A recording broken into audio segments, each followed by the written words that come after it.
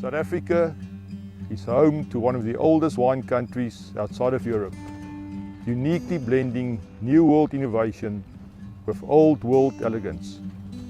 Our wine industry is mostly distributed around the lush, rugged landscape of the Western Cape. The mountain slopes, deep valleys and temperate climate is perfect for producing some truly fantastic wines.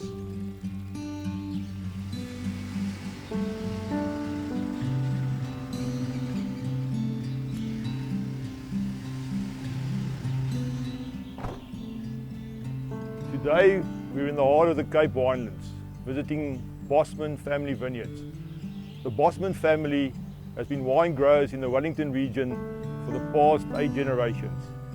Join me as we learn more about their wines and their rich tradition.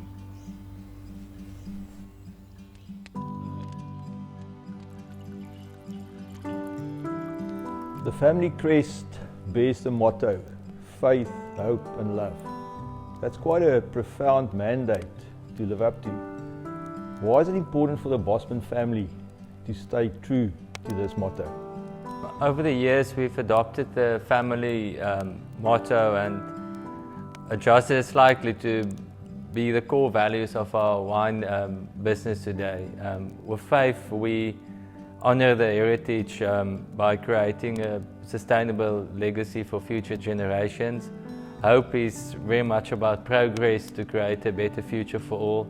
And with love, my dad always said, if you do what you love, you have a better chance of being successful. And we want people working here to enjoy what they're doing and have a passion for that. Did you always know you were going to continue the legacy on the farm? Were there like a baton being handed over to you at some stage, or how did it shape your younger days? No, it wasn't sure. I think my dad, I must give him credit, he always made farming and the business interesting to us, and was positive about the future of farming and wine business in South Africa. Why do you think it's important for the Bosmans to be custodians of this rich history? I truly believe wine must have a sense of place, and the history makes the wine more intriguing. I really think it plays such an important role, that history and heritage, because we all want to associate a story with a wine, because wine's never been consumed in isolation. It's always part of friends, and it's actually nice to then tell that story as well. What's your hope for the future? Our vision is dedicated to better, and I think it's about leaving as custodians of the land, to leave it in a better state than we've received it. And we have a kind of inclusive business model, so it's not only the Bosmans.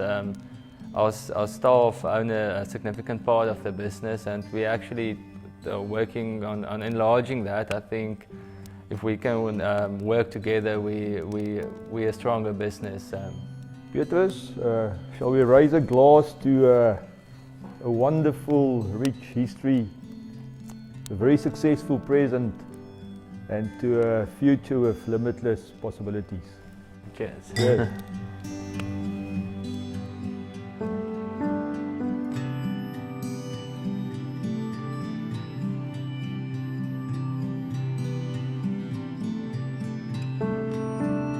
Tell me, where does the magic happen? Is it out in the vineyard, or does it happen in the barrel? Well, I strongly believe it takes a bit of both. So we need beautiful, healthy grapes that come from our vineyards to make beautiful wines.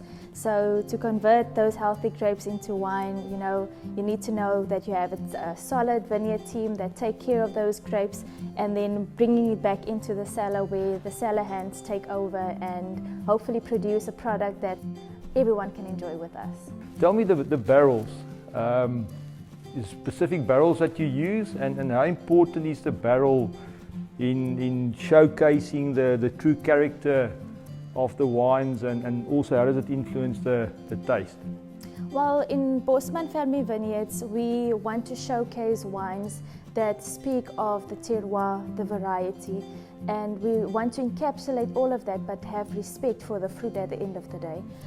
So our barrel selection is very much focused on our varieties that we make and also what we want to execute and show with our wines. So the barrel does play a big part in our winemaking philosophy, but it's actually finding that harmony and balance that we want to showcase in the wines.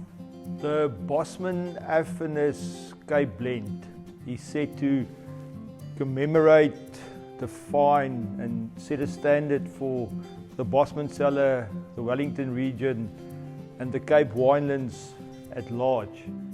What is it that makes the Erfenis so special and treasured? Well, the Bosman Erfenis is actually one of our signature wines, and I would like to say that it actually tells the story of the whole cellar and what we want to do here at Bosman. The Cape blend, firstly, is 30% Pinotage, so that actually talks a lot about heritage, you know, Pinotage being a pure South African varietal, and also talking about the Wellington terroir where the grapes come from.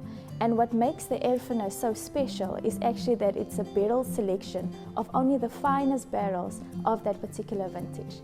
What inspires you to make these wonderful wines? Is it the lovely mountains, the vineyards, the historical homestead? What is it? Come, let me show you.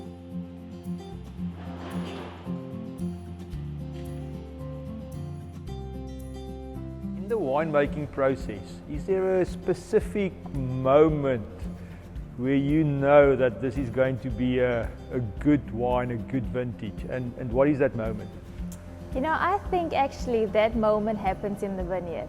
I think once you walk in the vineyard and you start tasting these berries, there's a moment when you taste and you realize this is gold. Wine is such a traditional craft and there's so much history behind it. Do you think in this modern day and age there's still room for tangible innovation and processes?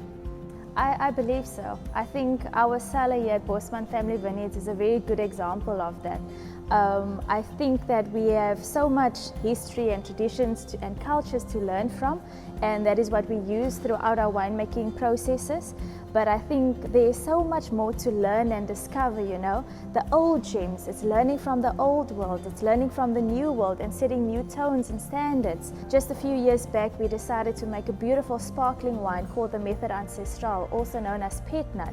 And the people are just loving it, you know, and it was something of understanding what the new trends were and what people were asking and looking for. And I think at the end of the day, our job as winemakers is to make something that, you know, you can put on the table and people will just enjoy. And they certainly do with Bosman Family Vineyards wines. Tell me, do you have a favorite between red and white? What do you prefer to drink? It's always difficult because I tell people, you know, I don't have kids yet, but my wines are like my kids, are like my babies. I can't pick a favorite wine. But one that I truly enjoy making here at Bosman Cellar is the Cinsault, you know. It's a bit of an underdog. It was all the years used in blends, in some of the big Stellenbosch Cabernet blends or wines. And I think we rediscovered this beauty of Cinsault and this grape, and it's given me a platform also, you know, to try a bit more new methods and see what the cultivar can give us. So that's been a highlight for me.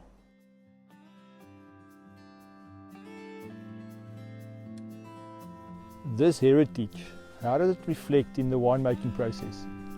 The heritage reflects in the winemaking process in that we are here because of the viticulturists who have come before. So what were the first grapes that were planted here? Was it Cinsault and Chenin? Exactly that.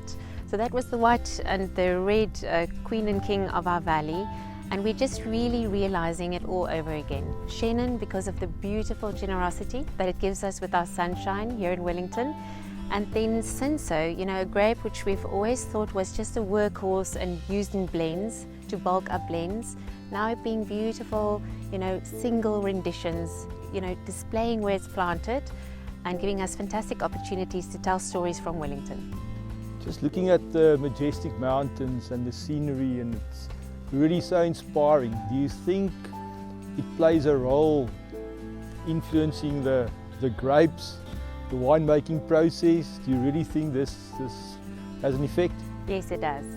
I believe it, and the more you believe it, the more it becomes true. You know, it's that thing about being able to walk here in between these vines. It's a year-long story. At the moment, no foliage, no beautiful greenery, but as the season progresses, as the grapes come, you know, it's a story that unfolds. That's so true.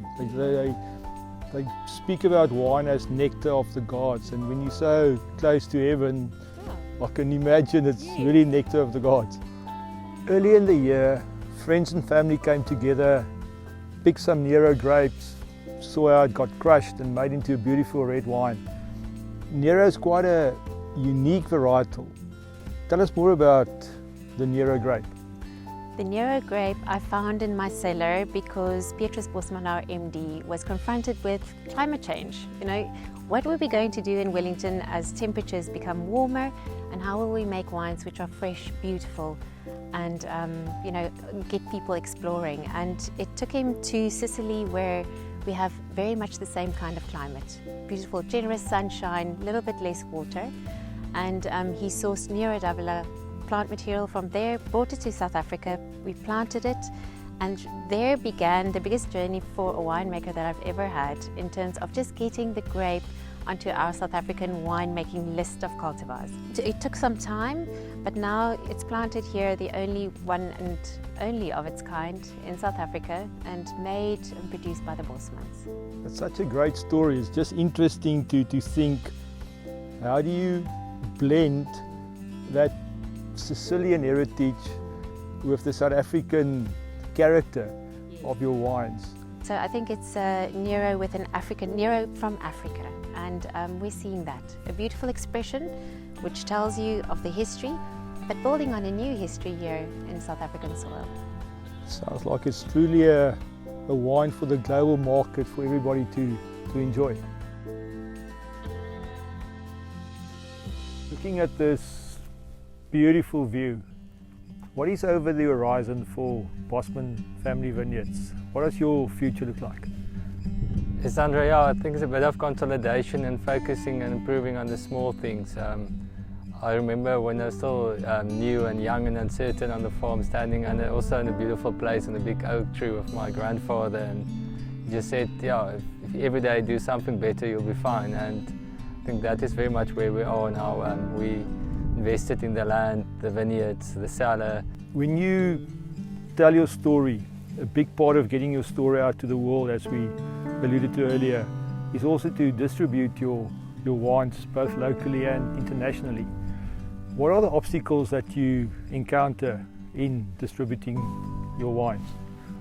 Yeah, I think for us relatively a small wine brand in a big beverage and drink sector, distribution is probably one of the most difficult things to get right, competing against much larger players. And yeah, I think initially when we started making wine again on the farm, that was our biggest challenge, and to get getting our wines to our customers and finding the right partners, distribution partners for direct to customers and to hotels and restaurants and on consumption.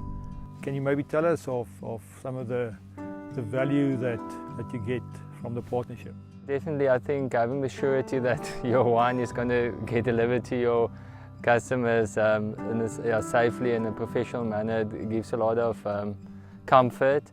I think that's the first thing that we need to get right, and then I think what we're busy with today in finding innovative solutions to find growth in various sectors of the market. I really want to thank you for entrusting us with your heritage, your brand and your future. I'd like to drink to a profitable future for both of our companies. Thank you.